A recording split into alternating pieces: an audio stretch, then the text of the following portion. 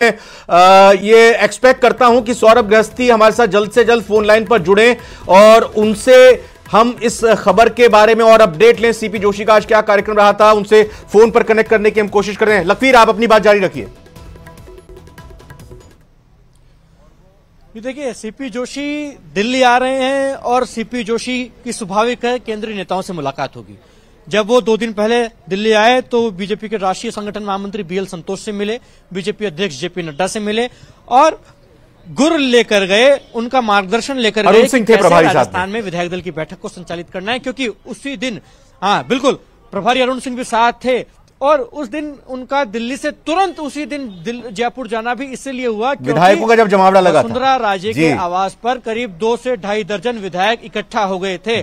ऐसे में जिम्मेदारी देकर भेजा गया था कि ये तय कीजिए, इन साक्ष्यों की जांच कीजिए कि आखिरकार पूर्व मुख्यमंत्री ने अपने आवास पर इन तमाम विधायकों को बुलाया था या फिर स्वतः विधायक वहां पहुंचे थे। और हमने देखा भी कि जो विधायक वसुंधरा राजे के आवास पर पहुंचे थे उनमें से अधिकांश विधायक अगले दिन भारतीय जनता पार्टी के प्रदेश मुख्यालय में नजर आए और साफ तौर पर कहा गया कि जिसे पार्लियामेंट्री बोर्ड तय करेगा, जिसे हम विधायक दल के तमाम सदस्य तय करेंगे, वही राजस्थान का मुख्यमंत्री होगा। पार्टी में किसी प्रकार की बिखरावट नहीं है, किसी प्रकार की प्रेशर पॉलिटिक्स नहीं हो रही, जो पार्टी कहेगी। सौरभ गृहस्थी जुड़ चुके हैं। लखवीर, आप भी बने रहे हमारे साथ। सौरभ गृहस्थी 9:25 पर सीपी जोशी फ्लाइट से रवाना होने वाले हैं दिल्ली। कुछ पता चल पाया कि क्या रह सकता है, किससे मुलाकात करेंगे और अचानक ये प्रोग्राम कैसे बना?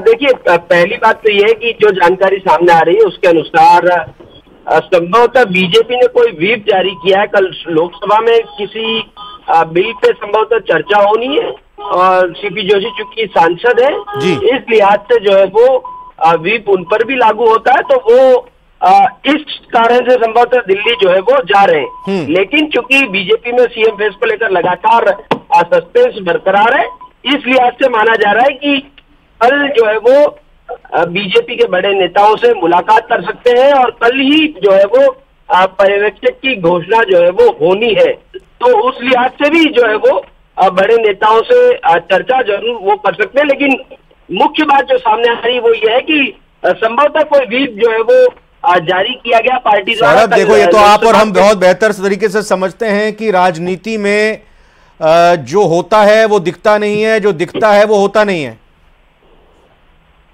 जी बिल्कुल, देखिए ये बीजेपी में सीएम फेस को लेकर कवायद तो चल ही रही है और जिस प्रकार का घटनाक्रम तेजी से राजस्थान में बदलता हुआ नजर आ रहा है, जिस प्रकार की बाड़ेबंदी की बात आ रही है, उसी बाड़ेबंदी के बीच में जिस विधायक पर आरोप लगे हैं उनकी सफाई भी जो है वो सामने आई है। कंवरलाल मीणा की सफाई भी आ गई है।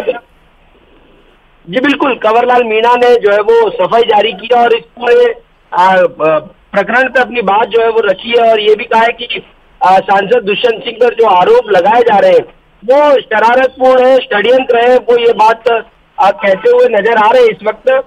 लेकिन मुख्य क्योंकि जिस प्रकार से जो है वो सीएम फेस को लेकर जो है वो फैसला होना है, तो संभवतः कल का दिन काफी महत्वपूर्ण रहने वाला और सीपी जोशी जो है वो बड़े नेताओं से इसी संदर्भ में चर्चा भी कर सकते हैं। जी बिल्कुल, सौरभ बने रहे आप हमारे साथ। लखवीर सिंह शेखावत लगातार हमारे साथ है मौजूद दिल्ली में जेपी नड्डा के आवास के बाहर, जहां पर दुष्यंत सिंह और वसुंधरा राजे की मुलाकात चल रही है जेपी नड्डा से।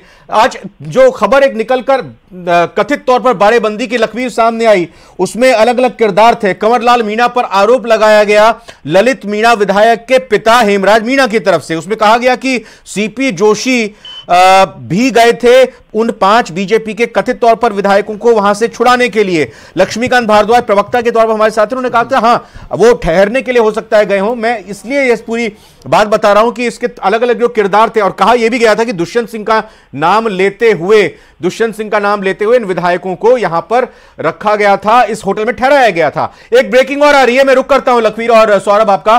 प्रधानमंत्री नरेंद्र मोदी के साथ गृह मंत्री अमित शाह की मुलाकात खत्म हो गई है, तो करीब 7:15 बजे 7 बजे के आसपास प्रधानमंत्री नरेंद्र मोदी और गृह मंत्री अमित शाह की मुलाकात चल रही थी, जो कि अब करीब 1.5-2 घंटे के बाद की मुलाकात खत्म हो चुकी है। इस वक्त की ब्रेकिंग न्यूज, बड़ी खबर, प्रधानमंत्री के साथ गृह मंत्री अमित शाह की मुलाकात खत्म हो गई। कहा यह जा रहा था कि तीनों ही राज्यों में जहां बीजेपी जीती है वहां पर सीएम फेस को लेकर चर्चा हो सकती है, लेकिन जाहिर तौर पर चूंकि संसद का सत्र चल रहा है तो वहां पर आगामी तैयारी को लेकर भी जरूर चर्चा हुई होगी। चूंकि सौरभ गृहस्थी ने बताया कि व्हिप जारी की गई है बीजेपी की तरफ से, जिसका मतलब यही कि तमाम बीजेपी के सांसदों को चर्चा के लिए मौजूद रहना है। तो न सिर्फ 3 राज्यों के जो सीएम हैं उसके नाम के ऐलान को लेकर यह चर्चा हुई होगी, बल्कि दूसरी तरफ चर्चा संसद में चल रहे सत्र और वहां पर कार्य को लेकर भी हुई होगी। लखवीर का पहले रुख करता हूं, फिर उसके बाद सौरभ के पास होगा। 2 घंटे की मुलाकात हुई है, 7 बजे के करीब यह शुरू हुई